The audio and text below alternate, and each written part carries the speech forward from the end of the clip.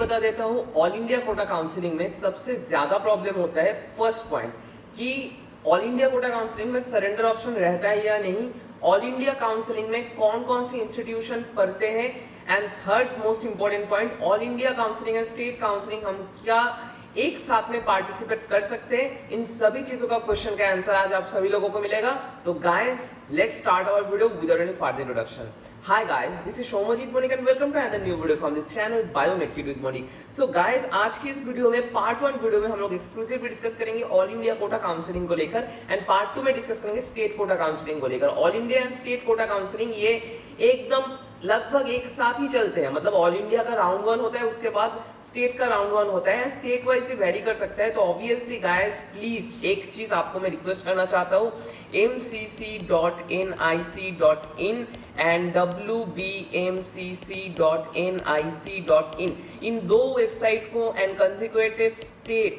State medical council का जो website होता है उनको प्लीज गाइस फॉलो अप करते रहिए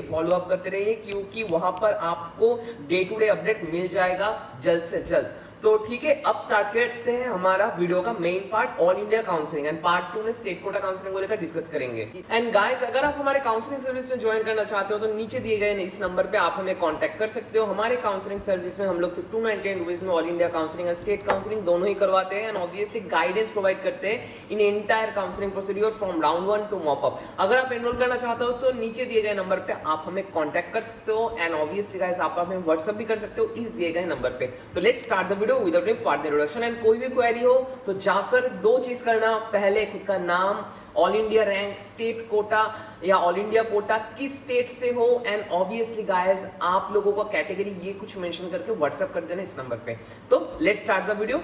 तो पहले आते हैं all India counselling. All India counselling में जनरली क्या होता है, generally registration and fees payment होता है फर्स्ट प्रोसीड्योर, जहां पर इतना टाइम तक लगता था 10,000 के आसपास, मोस्ट प्रोबेबली इस साल भी लगेगा। एंड जो ब्रोशर होगा ऑल इंडिया काउंसलिंग का वो नीचे में पिन करने की कोशिश करूंगा, अगर ना हो पाए तो ऑब्वियसली गाइस कमेंट बॉक्स में देखना, कमेंट बॉक्स में मैं वहां पर गूगल ड्राइव का लिंक अपलोड कर दूंगा। ठीक है, तो अब देखते हैं choice filling and choice locking, मतलब क्या होता है आपका जनरली।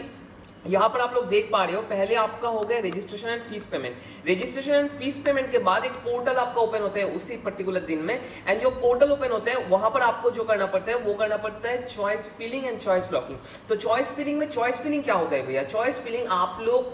जिस भी स्टेट से हो, सपोज आप लोग बिहार से हो, ठीक है, सपोज आप लोग बिहार से हो, तो इसका मतलब ये नहीं कि ऑल इंडिया काउंसलिंग में आप लोग बिहार नहीं दे सकते हो। जो 2 दिन पहले एक स्टूडेंट ने मुझे कॉल करके पूछा था, एंड मुझे लगा ये थोड़ा ट्रिकी क्वेश्चन सा है, तो ऑब्वियसली इसका आंसर होना चाहिए। अगर आप लोग वेस्ट बंगाल से हो, बिहार से हो, झारखंड से हो, किसी भी स्टेट से हो, आप लोग ऑल इंडिया काउंसलिंग में सभी स्टेट को दे सकते हो इंक्लूडिंग योर होम स्टेट। ठीक है, ये बहुत सारे स्टूडेंट्स का क्वेश्चन होता है। तो चॉइस फिलिंग एंड लॉकिंग में आप लोग एनी स्टेट ये आप लोग दे सकते हो, एनी स्टेट, ठीक है, एनी स्टेट यहाँ पर आप लोग कर सकते हो। अब जब हो गया choice filling and choice locking, उसके बाद क्या होता है, choice filling and choice locking को देखकर आप लोगों का जितना रैंक है, आप लोग जानना चाहते हो अगर कि ऑल इंडिया काउंसलिंग में रैंक कितना जाना चाहिए, तो इस वीडियो को आप लोग स्विच कर सकते हो, क्योंकि यहाँ पर इन डिटेल एनालिसिस दिया हुआ है कि ऑल इंडिया काउंसलिंग में रैंक कितना जाना चाहिए। तो उसके बाद होता है choice filling and choice locking के बाद 2 ऑप्शंस आपके पास खुला हुआ होता है। जनरली यहाँ से क्या होता है, बहुत सारे लोग जनरली एम्स में जाते हैं। एम्स का अगर आप लोग काउंसलिंग करना चाहते हो, AFMC, जिपमर और मैमसी कहो, मैमसी, लेडी हार्डिंगे मेडिकल कॉलेज और डीम्ड यूनिवर्सिटीज, ये सभी चीजों में, ठीक है, ये सभी जो कॉलेजेस है ये ऑल इंडिया काउंसलिंग के थ्रू ही होना करना पड़ता है। चॉइस फिलिंग में आपको ये सब कुछ रखना पड़ेगा, ठीक है। इसके बाद आपको लॉक करना पड़ेगा, एंड ऑब्वियसली चॉइस फिलिंग का सीक्वेंस क्या होना चाहिए, आपके रैंक हिसाब से चॉइस फिलिंग कैसा होना चाहिए, ये सब कुछ हम लोग हमारे काउंसलिंग सर्विस में प्रोवाइड करते हैं। तो obviously don't forget to call us, and अगर आपको कोई असिस्टेंस जरूरत है तो obviously we are always here to help you, ठीक है। इसके बाद आते हैं, इसके बाद होता है कि अलॉटमेंट। ऑल इंडिया काउंसलिंग के बाद आपका एक पर्टिकुलर एक ही कॉलेज आपका अलॉटमेंट होगा इन राउंड 1। ये जो अलॉटमेंट होता है, यहाँ पर 2 ऑप्शंस होते हैं, अलॉटमेंट हो भी सकता है, अलॉटमेंट नहीं भी हो सकता है। तो पहले आते हैं, अगर अलॉटमेंट होता है तो क्या करेंगे। अगर अलॉटमेंट होता है तो आप लोग समझ लो बिहार से हो एंड आपका अलॉटमेंट हुआ वेस्ट बंगाल, लेकिन आप लोग क्या कर रहे हो, आप लोग कर रहे हो कि बिहार के स्टेट कोटा में आपका हो जा रहा है। मैं सपोज गेस कर रहा हूँ आप लोग बिहार से हो, ठीक है, बिहार और यूपी से हो, ठीक है, और राजस्थान से हो, ठीक है, राजस्थान से हो, एंड आप लोगों के स्टेट में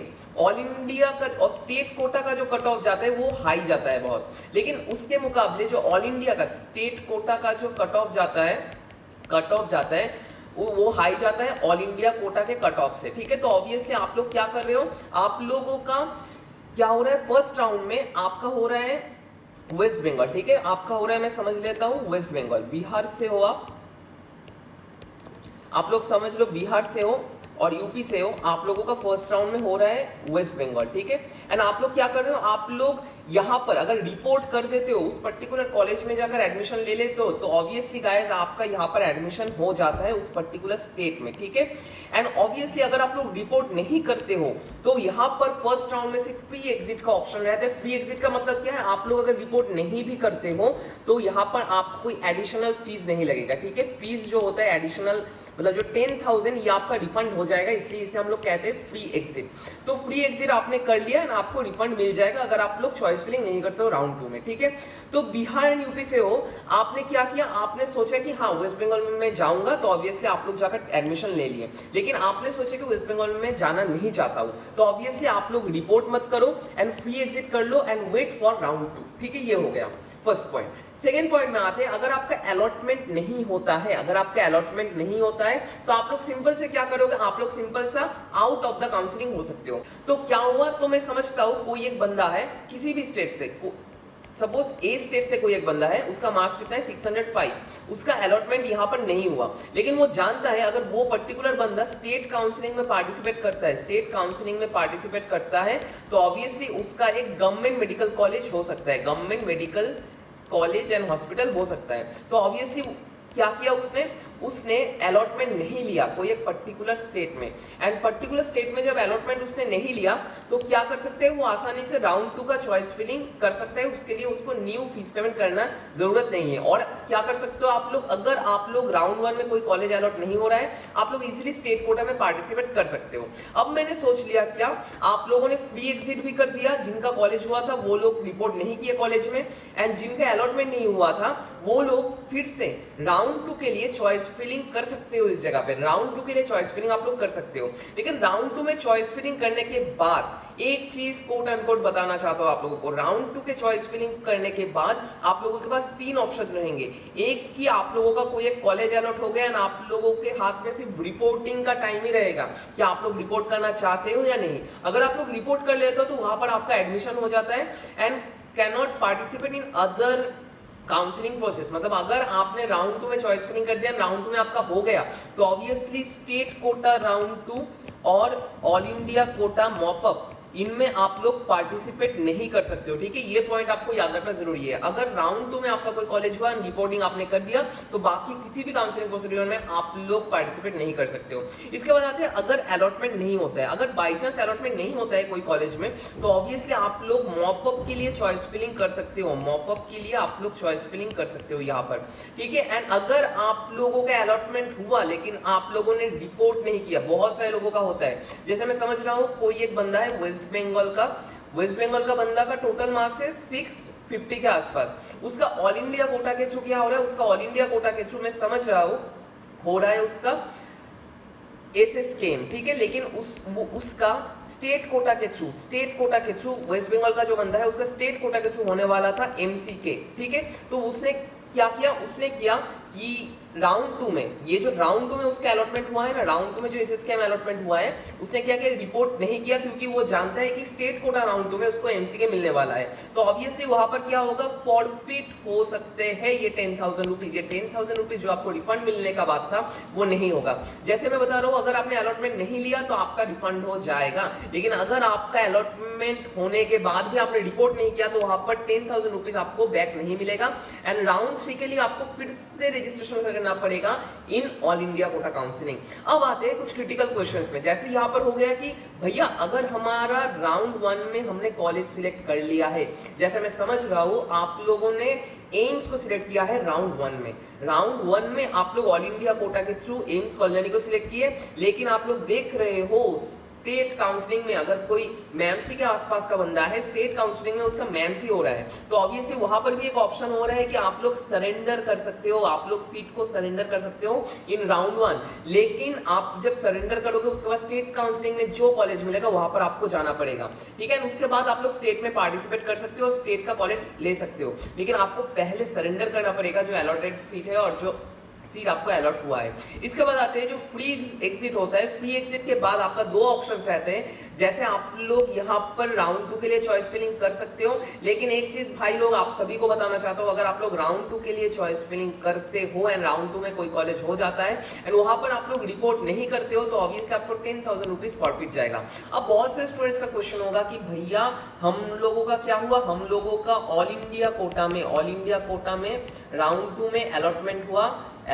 हुआ एंड हम लोगों के स्टेट काउंसलिंग में राउंड 2 में भी अलॉटमेंट हुआ। तो इस टाइम पे क्या करें हम लोग क्या दोनों कॉलेज में तो एडमिशन नहीं ले सकते, तो क्या करें? तो ऑब्वियसली गाइस, जो आपको मोस्ट प्रेफरेबल कॉलेज लगेगा, जिस कॉलेज में आप लोग जाना चाहते हो, समझ लो आप लोग यहाँ पर A1 कॉलेज एंड यहाँ पर A2 कॉलेज, आप लोग जाना चाहते हो A2 कॉलेज में, तो ऑब्वियसली आपका ये यहाँ पर जो 10,000 रुपीज आपने डिपॉजिट किया था, ये आपका फॉरफिट हो जाएगा, ये आपको रिफंड नहीं मिलेगा। पॉइंट को याद रखो, क्योंकि इन्होंने आपको अलॉटमेंट दिया था एंड आपने यहाँ पर अलॉटमेंट नहीं लिया एंड आप ऑब्वियसली राउंड 2 के थ्रू, स्टेट कोटा के राउंड